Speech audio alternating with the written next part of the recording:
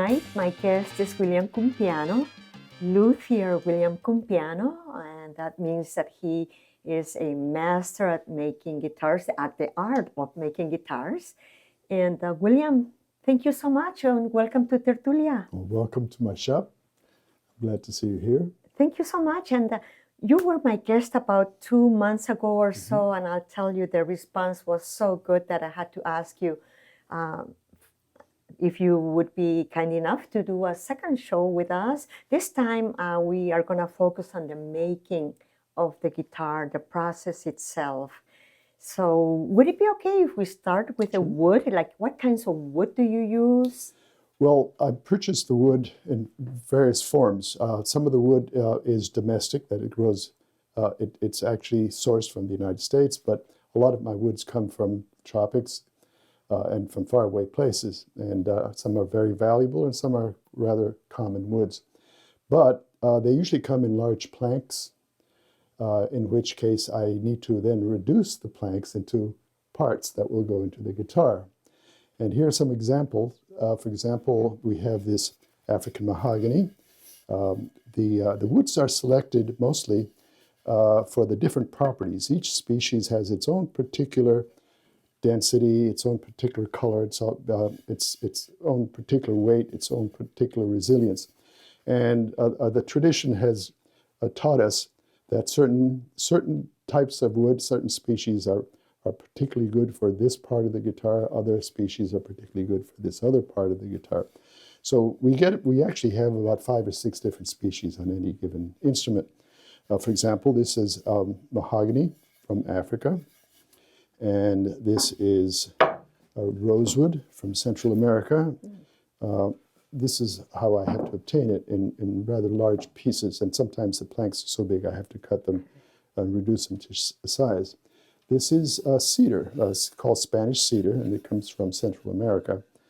And this is mahogany, and that grows throughout the Caribbean and Central America and South America. And then I have to then turn these into guitar parts. Let me ask you something before that. Are any of these types of wood in danger of becoming extinct, or maybe not allowed to become imported anymore? I'm always trying to find domestic sources of the woods that will be as similar as possible to many of these exotic tropical rainforest woods, which are becoming more scarce and difficult to obtain. And then, of course, the prices are going out. And there's nothing magical about the fact that it comes from a rainforest. It's just that these are woods that through the centuries have traditionally been chosen, but they're not the only woods. So I've been trying to source similar materials that actually grow here and can be replaced. That they're grown in managed forests rather than just cutting through the tropical rainforest. Which kind of trees are the ones that are from this region? Well, we use a lot of sycamore. This region has a lot of different kinds of maple, which are useful on guitars, and some are very beautiful. For example, here we have an example of figured maple, which is also called fiddleback maple, and you see how the figure is quite beautiful, and that's often selected. So, and does the type of wood affect the sound of the guitar? The more expensive one sound better, or that is not the case? No, that's not the case. That's what the marketers would like you to believe, that somehow that some woods are noble and some are less noble, and some are just very regular and plain. But that's not the case. I found out over the years that the woods, really each wood has its own particular characteristic, and somebody who's experienced will select certain woods to be the right ones in their elasticity and their density to play a suitable role on the guitar. Okay, so now you have the blocks here, big blocks of a wood. how do you make them thinner? Well, What process? I have to cut them down into all the complex shaped pieces. And the first step is to create the plates. The sound box is like any box. It's made out of fairly thin materials because it has to be light, and the box is supposed to hold air inside, and it's supposed to vibrate. They have to be not so thick that they don't vibrate, not so thin that they'll crack or break easily. So each wood has to be of the precise thickness. So the first step is to take these planks and cut them into plates, which are into sheets of wood. I would cut it like this, but I'd save the slices that come out and end up with what they call book-matched pairs. And these are the slices. And you can see the rough surface here because of the saw leaves a rough surface. But they're reduced to about 1/4 of an inch. What kind of wood is this, William? Because it has beautiful grains. Okay, this wood is a very old piece of wood that I've had for maybe 50 years. Oh. And it's Brazilian rosewood. And this wood is no longer commercially available. I only have a few pieces left. Is that right? And it just because it's been prized. This is called one of the noble woods because of the beauty of its figure. Yeah. And its resonance. You notice how it wants to make sound. It's very glassy, and very dense, and then very beautiful. So, and these will be the backs and the sides and the top of the instrument. But then I have to reduce this and smooth the surface and reduce the thickness to the very precise caliber. That's the caliber of the thickness. And I need to do that on a machine called a wide belt sander. So now we come to the sander, William, and you were telling me that this sander, you built it yourself? Yes, this sander has been with me for almost 40 years. And I built it with the help of some friends 40 years ago. And what it does is it takes these plates that have been sanded, have been sawn, and have a rough surface and are a little larger than they need to be. And these plates are inserted into this sander, and you can see that this relies on what they call a wide belt. And you can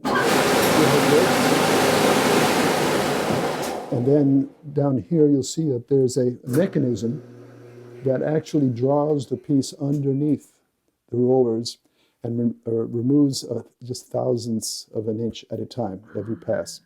And it's reduced it to plates, and the plates end up being very, very finely surfaced. And at the precise thickness, in this case, these are the side plates. What is the thickness of this, like in millimeters? These are 2.5 millimeters, which are about 3/32 of an inch. And that is the standard thickness for all the for sides? each variety of wood that I'm going to, for example, these are the sides, and these need to be bent, which I'll show you in a moment. And there's an ideal thickness, because if they're too thick, they won't bend, and if they're too thin, they'll break when you try to bend. So each one has its proper thickness. But you'll see how the sander makes them into these very smooth, very accurately dimensioned plates. Yeah. And the next step is to shape them. Shape them, okay. And I'll show you, I have a setup here. This is called a hot pipe. This system is called hot pipe bending. Because it's hot, very hot? Because, this has been raised to about 350 to 400 degrees Fahrenheit. There's a more modern way. I like to do this for certain sizes that have an unusual shape. But for the more common shape, this is a more modern. We use a silicone heating blanket, which is electric. And that's foolproof, but that makes it be able to shape the sides to the more commonly sized and shaped instruments. For unusually shaped instruments, I have to do it by hand. And I start with a template. And this is half of the shape of the guitar. And I will take that flat sheet of wood, applying moisture like this. And this is pressed in a certain way. And it takes a lot of skill, because this is hot enough to char the wood, to burn the wood. if I pause it, it'll actually start to turn the wood into charcoal. Yeah. So I have to keep it moving all the time. Right. But I have to be flexing it. And here's a piece that is in process. And this is rosewood, too. It's a different kind of rosewood. But I'll show you how this is supposed to work. What I've done is I've taken my template and I've actually drawn the outline on my table beside it. Yeah. And then I will be going back and forth and flexing it and feeling it. Actually, the heat turns the wood almost into rubber. It actually, the wood conforms to being curved. And then if you hold it for a while and check it against your form that you've drawn on the table and hold it until it cools, it will actually keep its shape, the shape that you wanted. But it takes a lot of experience to get a side which is precisely the correct And to get shape. this shape, does it take a long time to do it all at once? You have to do it all at once? All or? at once, yes. Yeah, all at once. And then I have to do a matching side, which is the other side, and they have to be symmetrical. So it's a learning process. Again, this is the old-fashioned way. The new technology allows it to be done very simply by somebody with far less experience and also without any of the danger of breaking, because this is it's quite an investment. Some of these woods, a plate like this, before bending, may run $50 to $100 just for a piece of wood. Just for this piece. Just like that. So imagine if I break it by right? mistake, Yeah. not only do I have to throw it out, but its mate too has to be thrown out because they're matched. Yeah, And then just to have one side different from another, it's not something that is Not very appealing, no. marketable. So after you do the body shape, is there anything else that you have to do? Yes, well, I would need to then take another plate, such as the one that I used for the sides, and cut it into thin, long strips like this. And these are called the binding strips, and this is used for the edgings. And these are very accurately cut strips that will also need to be bent to the shape of the instrument. And you'll see how this is also bent with the same template as I used to bend the sides. And these will go on the guitar as the edging strips, which are called bindings. So after you have shaped the parts of the guitar, then you come to assemble them. And this is the area where you assemble them. Yeah, this is called the clean room. That's called the dusty room, because that's where all the sawing takes place. But after the sheets, the plates are sawn and shaped, we bring some of these parts into here, and they have to form the sound box. But notice that the sound box isn't the only part of the instrument. All string instruments have a neck, and the necks aren't hollow. They're made out of solid wood. And these are parts, too, which have been processed from large planks. In this case, we have the neck shaft, and then we've grafted on at a certain 15-degree angle what they call the headpiece or the headstock, which will be later the part that the strings will be tied onto. And the block is attached to the neck, and then the neck has to go through a process of being shaped. And as you can see, this block looked like this, and now it's been shaped into something which is. To give it this angle, do you have two pieces of wood cut? Yes. It's a joint called a scarf joint, which is at an angle. And this has to be very carefully done because of all the tension. And if that joint fails, the guitar will fall apart. And won't be very embarrassing. But so that this joint has to be very carefully and very expertly glued together, because it has to withstand all the tension. That's right. Some builders like to just cut this whole piece out of a solid block, but I prefer to do it this way. Those are two forms of doing it. Now, the neck needs to be further shaped, and if you take a look here, you'll see how part of the neck ends up inside the box, and part of the neck is outside the box. So here we have an idea of how the neck will look after being more elaborately shaped. Yeah. The shaft will eventually get the curve because the shaft has this semicircular shape. And then the headpiece has to be shaped, and the holes for the tuning pegs go here. Yeah. Then the heel, which is this projecting part, Yeah. has to be shaped into this slipper-like shape, Yeah. heel-like shape. Now, these sides that have been bent will form the sides of the sound box. Yeah. In this case, this is a classic guitar, and the tradition for the classic guitar is to build the neck and the sound box together while it's being assembled. Whereas there's another tradition, which is the way guitars were made in Europe, not in Spain, but in Eastern Europe, which was to have a separate neck and a separate body. Then the neck is completed by itself, and the body is completed separately. And then only at the last minute are they joined together into a special joint. Is that with the glue, like Well, it's glued? yes. Well, everything has to be glued together, obviously, and that's what we need to do. The sound box is built up from the soundboard, which is laid here. This is an example of a soundboard. Notice that the soundboard has to be reinforced with these struts or braces, because by itself, this wood is not strong enough to withstand the tension, the pull of the strings. So these bracing patterns have evolved over the centuries. Actually, it's very interesting how they've evolved. This particular soundboard is for steel strings and has a rather large and complex structure with the X brace, whereas the Spanish guitar that has low tension strings, because they're either made of nylon, not steel, it's much lighter and a much simpler bracing system. So we add the sides, we actually attach the sides, and then the neck, and then finally we add the back. And if you remember those two beautiful plates of rosewood that I showed you, those are for the back. Yeah. And the sides glue is applied to the edges of the sides. The back is then applied, and then this method is used to glue the back on to the sides.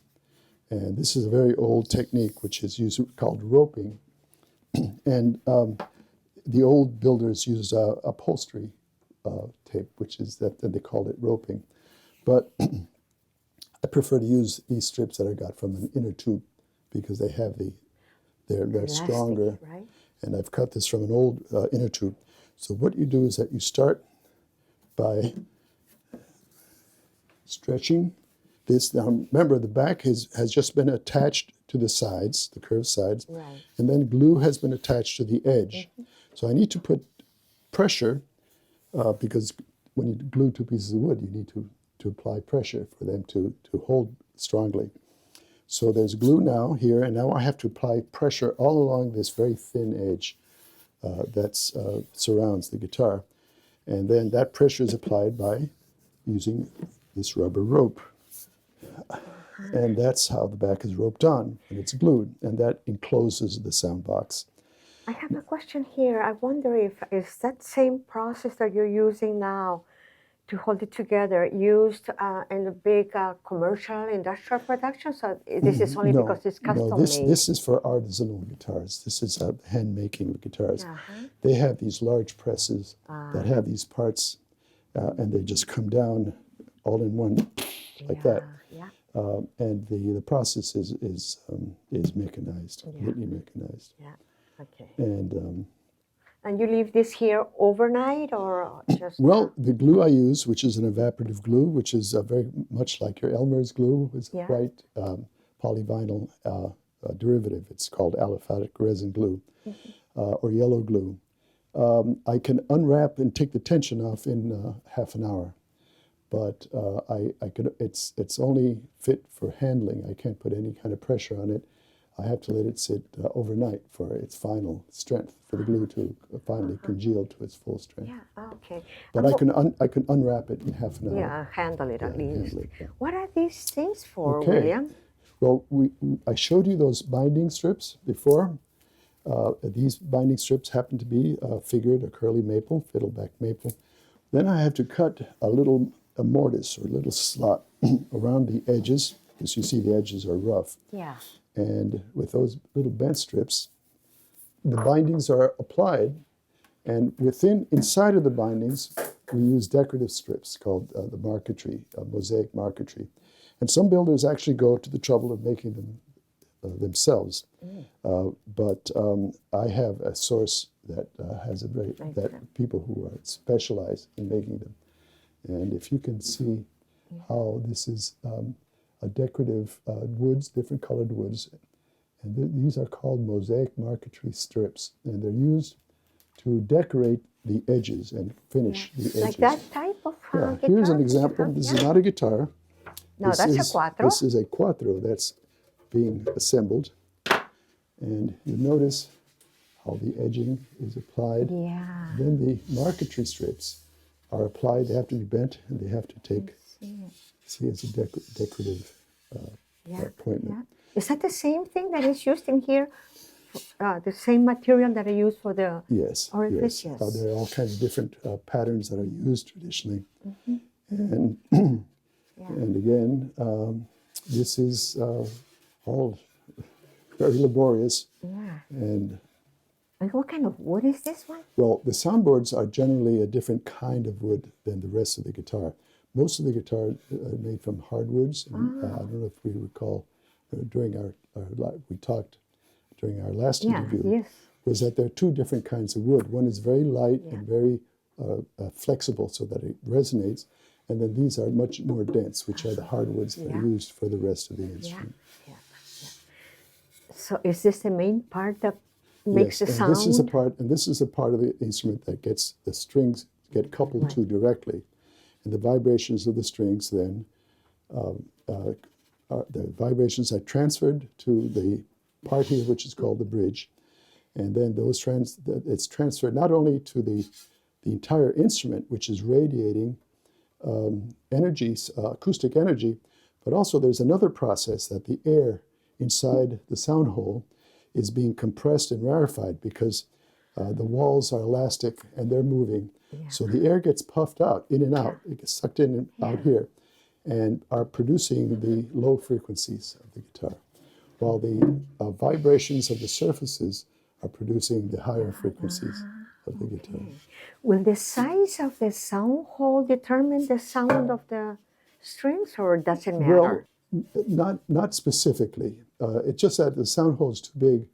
The sound seems to go away, seems to quiet. If it's too small, also it starts to seem quiet. So it's again, the actual size has been found empirically. That is just by trial and error, which is the ideal size relative to the volume. The volume of the sound box. So there's a relationship, an ideal relationship between the volume of air that's inside the instrument and the diameter of the sound hole. So in this quattro, you have two different types of wood, and I can see also the colors and the grains. What kind of wood is this, and what kind of wood is the top part? This is Canadian spruce. Canadian spruce. Yeah, nice. It sounds so nice. And this is mahogany. Oh, that is mahogany. Now this is a different tradition. Guitars are made with very thin sheets, like I showed you, that are shaped. But a lot of Latin American instruments use a very ancient technique, which is to take a block of wood and hollowing it out. And that's called enterizo, or the whole method, where you start with a solid slab of wood. And it's very wasteful of materials, but that's before you had the ability to cut wood in very thin sheets, which is a fairly modern technique. Exactly. So the very ancient technique is to make the sound box out of a solid block of wood and then hollow everything out. And the quattro keeps that tradition. So you can see how the neck and the body is one piece. The whole is one slab, and everything is shaped to this, which is just simply another method of instrument making. Okay. The product of all this fussing and all this time and energy and trouble is the finish guitar, which the finish is applied, and they tend to be a resinous material that is either sprayed or brushed on, and then has to be polished to this shape. And you can see this happens to be a steel string guitar, which is a relatively small one. And you can see how the woods come alive under the finish. How If you notice, beautiful, yes. What kind of wood is this, William? this is an African wood called paduk, which is a reddish a tint, but you can see how the finish actually Yes, it's so makes all the beautiful. colors Yes, pop yeah. out Yeah. from all those that drab brown to this beautiful shiny And do you have to material. apply several coats of that spray? That's right. Either brushing or spraying, depending on the opportunity that I have. You notice how the fiddleback maple has all the figure shows up in all these beautiful figures Yes. here. Oh, yeah. And the soundboard, which is the Canadian spruce, is also finished. And this one is actually going to be strung up and will be leaving. That's my logo, which is placed on the headpiece, yeah. Cumpiano. Yeah. Thank you. And I think that with this, we are going to finish our class. You know, this is so interesting. Well, I'm glad you Before came. we say goodbye, I just want to ask you for a website, because I'm sure that there will be people that want to read about you, about your work, and also about a book. You have one or a couple of books published. Yeah. People wanting to know more about my guitars can go to my website, which is www.cumpiano.com. And a little bit about my history, some of the writings are all included in my website. It has been such a pleasure to speak with you. Thank you so very much, William. Thank you for the opportunity Wonderful to share my work. conversation. Thank you.